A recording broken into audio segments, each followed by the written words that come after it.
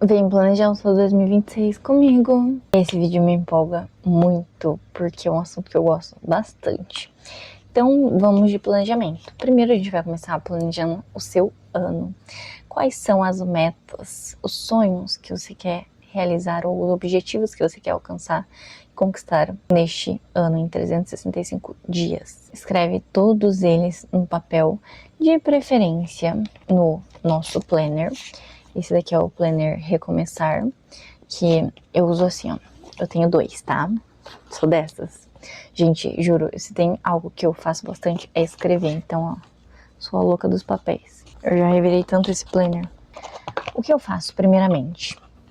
Antes até mesmo de escrever quais são as minhas metas do ano, eu coloco no calendário quais são os feriados nacionais, dependendo do teu negócio, convém até internacionais ou mundiais, tá? Coloco pontos facultativos e datas comerciais importantes para o meu negócio. E aí, com base nisso, ó, eu fiz esse gráfico colorido para entender quais são os melhores meses do ano para eu aplicar estratégias que podem aumentar as vendas do meu negócio. Então, todos esses meses que eu colori em cima são meses assim pra gente trabalhar pesado nas vendas e nas estratégias de marketing, de, enfim, lançamento, coleções, conteúdo, sabe? Essa criação e esse impacto nas redes sociais e no presencial também. Aí sim, eu venho e escrevo as minhas metas do ano. Aí eu divido aqui em curto, médio e longo prazo dentro deste ano. E a minha folha tá caindo aqui, a minha flor, ó. Pra vocês verem que eu uso de verdade, tem até uma flor aqui dentro, ó, que eu ganhei e eu guardei. Bem nostálgico mesmo. Ó, eu coloquei aqui no meio. Preciso guardar em outro lugar que eu já tô perdendo a flor. Então, como eu falei, metas de curto, médio e longo prazo. Depois, a gente divide numa coisa que eu gosto bastante, que a gente tem aqui só nesse planner, que é o planner Recomeçar de 2026. Metas quadrimestrais, ou seja, você tem o quadrimestre, a visualização dos 4 meses aqui para o seu planejamento do ano. Tá bom pra você? Não é trimestre, é quadrimestre. Pra quê? 4, 8, 12. E é muito mais prático. Você vai ver na real, na prática, como vai funcionar muito bem. Porque você consegue ver os 4 meses aqui direto, mais rápido, mais fácil. Não aquela coisa 3, 6, não. Entendeu? Você consegue visualizar um quadro a mais na mesma folha. Isso é maravilhoso, parece bobo, mas é excepcional. É assim, ó, das melhores coisas que eu coloquei neste planner. Aí tem aqui, ó, mês.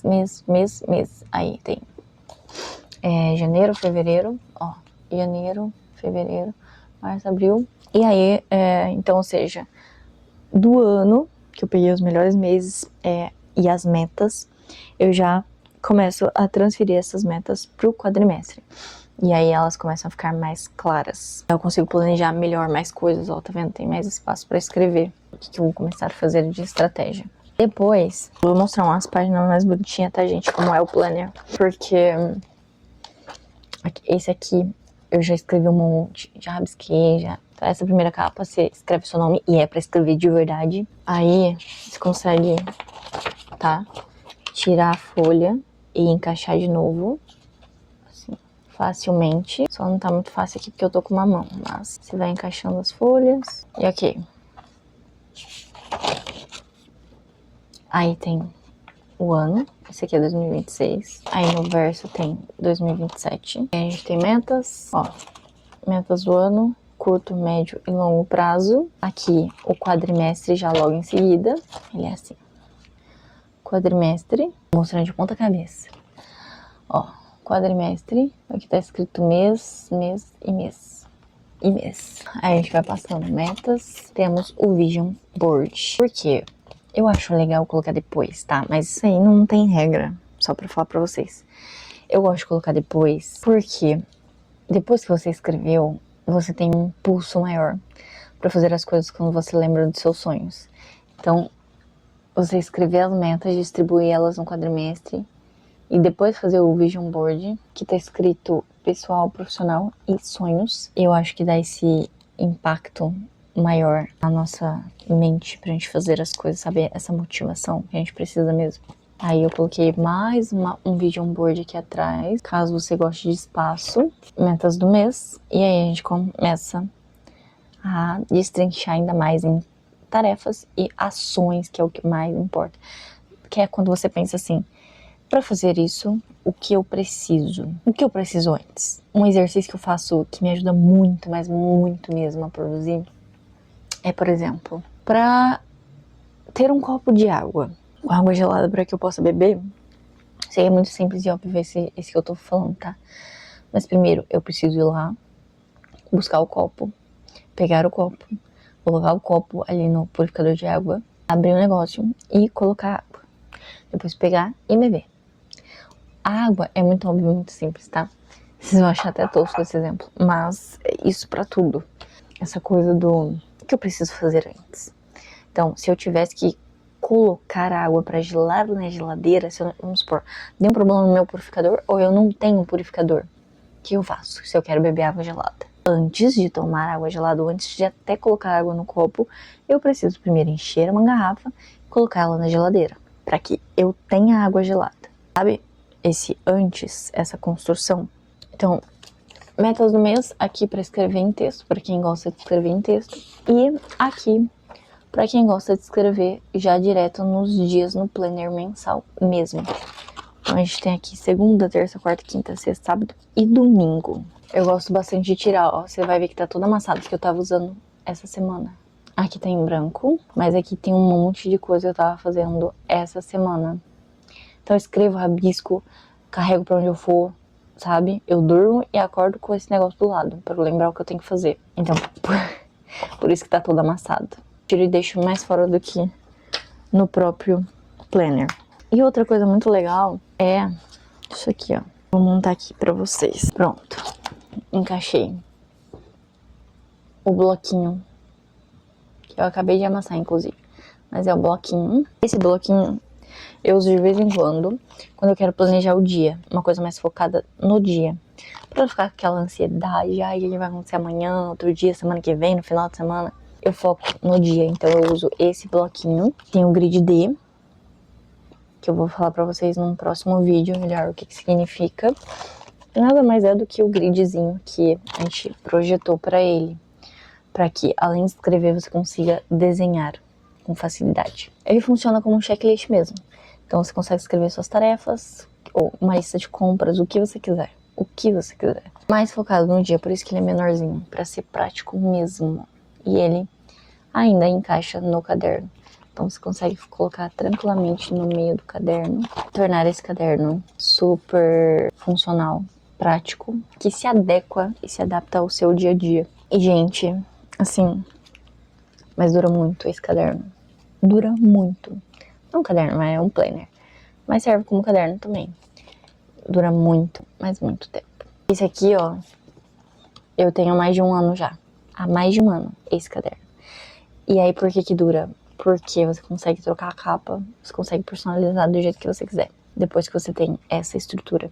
Então você consegue colocar mais refil, tirar o refil, reorganizar, reestruturar. Você consegue transformar ele em outro caderno ou tirar a capa simplesmente e mudar o tema do caderno, que eu gosto de fazer às vezes, sabe? Por exemplo, às vezes eu já enchi de folha de uma coisa que não tem nada a ver com a capa.